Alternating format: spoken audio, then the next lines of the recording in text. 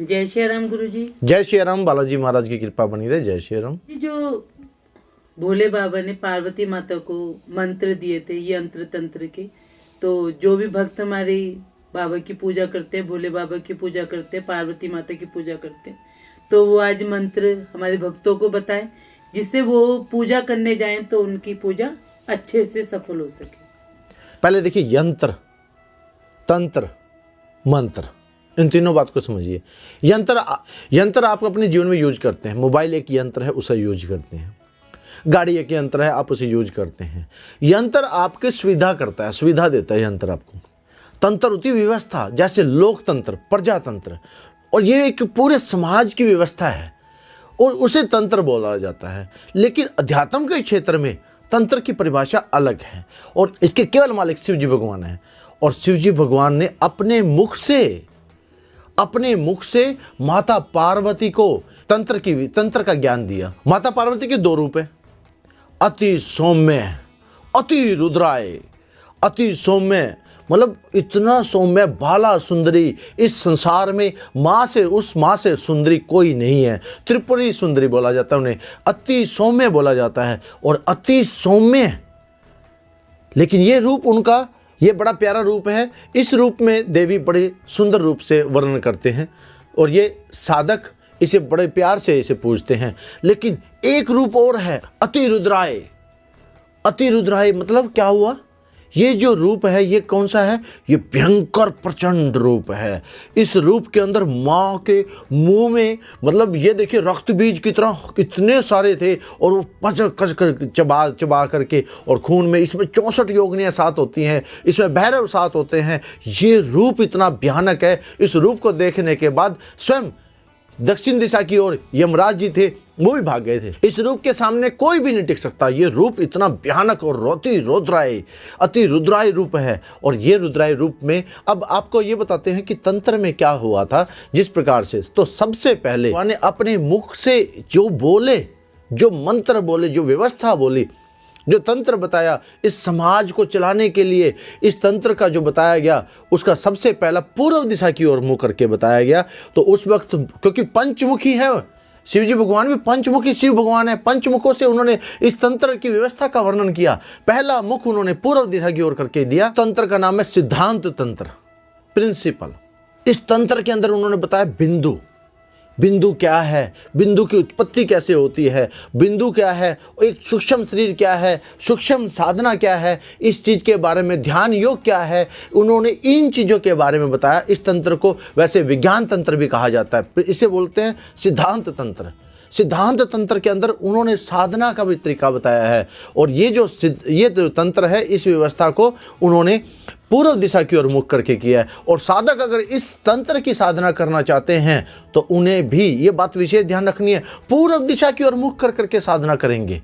और आपने कई बार देखा होगा कि एक व्यक्ति जब आके बोलता है तो पूरी सभा को सम्मोहित कर देता है, सम्मोहन कर देता है, और उसकी ना सब उसको बहुत प्यारे लगते हैं। उसका भाषण इतना प्यारा लगता है कि वो मोहिनी में आ जाते हैं। और ये है उत्तर दिशा की ओर। अब माता पार्वती का जब शिवजी भगवान का मुख उत्तर की तरफ था, तो माता पार्वती जी ने उत्तर की तरफ मुख किया। उत्तर दिशा की ओर मुख कर करके शिवजी भगवान ने माता पार्वती को उत्तर दिशा की ओर मुख कर करके बताया वशीकरण मंत्र। इसमें क्या होता है? वशीकरण। इसमें वशीकरण, मोहिनी, सम्मोहनी, ये सारे के सारी क्रियाएं जितनी भी होती हैं उत्तर दिशा की ओर मुख करके इनकी साधना की जाती है। मोहिनी मंत्र की साधना उत्तर दिशा की ओर मुख करके की जाती है। अगर आपने गलती से पूर्व दिशा की ओर मुख करके कर दिया, आपकी साधना व्यर्थ चली जाएगी, आप उल्ट पड़ जाएंगे। इसीलिए उत्तर दिशा की ओर, क्योंकि शिवजी भगवान का मुख किधर था? उत्तर दिशा की ओर। तो इस साधना को माता पार्वती शिव जी का ध्यान कर करके इस साधना को उत्तर दिशा की ओर करना चाहिए। और उत्तर दिशा की ओर की गई साधना, वशीकरण, मोहिनी मंत्र, सम्मोहनी मंत्र, ये सारे के सारे काम करते हैं। और आप संसार में देखेंगे, आपने बहुत सारा सुना है, ये उस वशीकरण जानता है, ये सम्मोहन करना जानता है, ये मोहन करना जानता है, ये अपने आप में मोह लेता है, ये अपने पीछे चला लेता है। तो ये जो है, ये साधक जो हैं इस मंत्र की साधना करते हैं, इसी वजह से वो समाज में मोहिनी मंत्र फैला लेते हैं। तो इसकी साधना शिवजी भगवान ने पार्वती को बताई उत्तर दिशा की ओर। एक तंत्र का नाम और है, ये है पश्चिम दिशा की ओर, और ये आयुर्वेद में बताया गया है। इसे तंत्र को बताया गया अगध तंत्र। इस तंत्र का नाम है अगध तंत्र। और ये ना, यहाँ पे सांप, विष से उपाय बताया गया। यहाँ पे बताया गया किस प्रकार से सांपों को कंट्रोल किया जा सकता है, किस प्रकार से जहर से रसायन बनाई जा सकती है। देखिए 5 प्रकार से हमारा शरीर का निर्माण है, 5 प्रकार से, और रक्त, मज्जा, मांस, चर्बी, वीर्य, ये 5 तत्वों से हमारा शरीर बना हुआ है। ये पांचों की पांचों चीज़ों पर अगर कोई चीज़ प्रयोग करती है वो रसायन होती है, अगर किसी एक पर प्रयोग होए वो औषधि होती है। और जो इधर यहाँ बताया गया कि किस प्रकार से, जैसे तम्बाकू को लीजिए आप, तम्बाकू क्या होता है कि हमारे जो है शरीर के लिए नुकसानदायक होता है, लेकिन जिनको पायरिया होता है अगर वो तम्बाकू का यूज करें तो वो एक औषधि के रूप में काम कर सकते हैं, और वही तम्बाकू उनके लिए बिल्कुल पायरिया मुक्त कर देता है।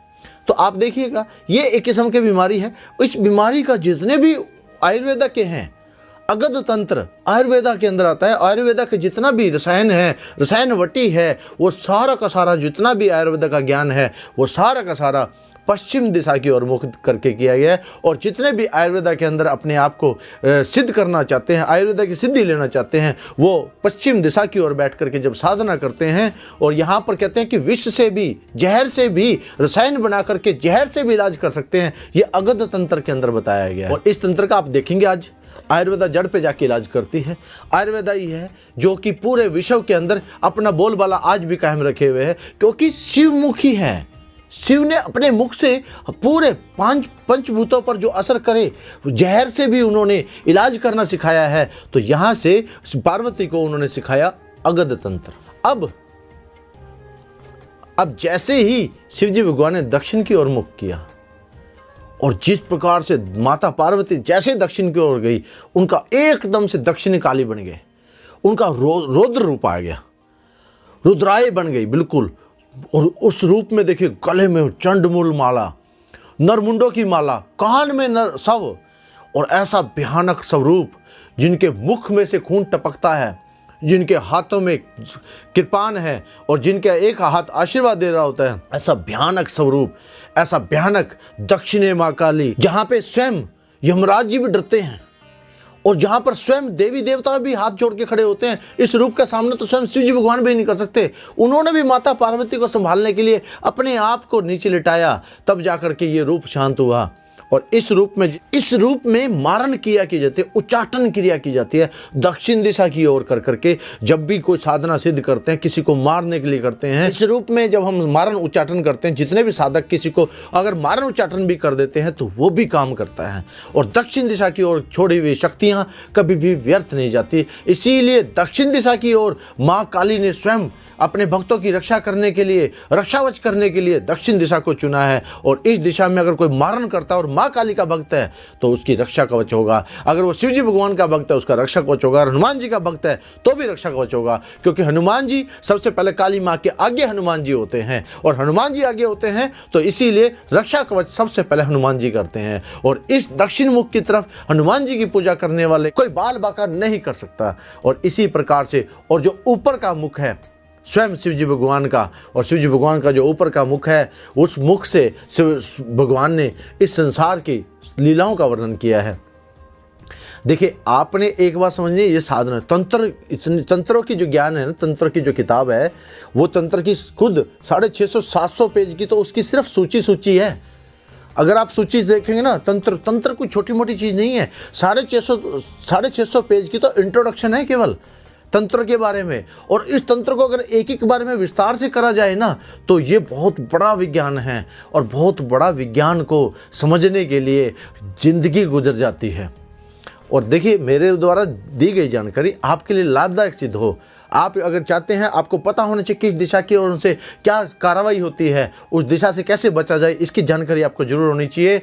मेरे द्वारा दी गई जानकारी आपके लिए लाभदायक सिद्ध हो। आशा करते हैं आपको ये वीडियो पसंद आएगी। इस वीडियो को लाइक करें, शेयर करें, सब्सक्राइब करें। जय श्री राम जरूर लिखिएगा। जय श्री राम भक्तों, जय श्री राम।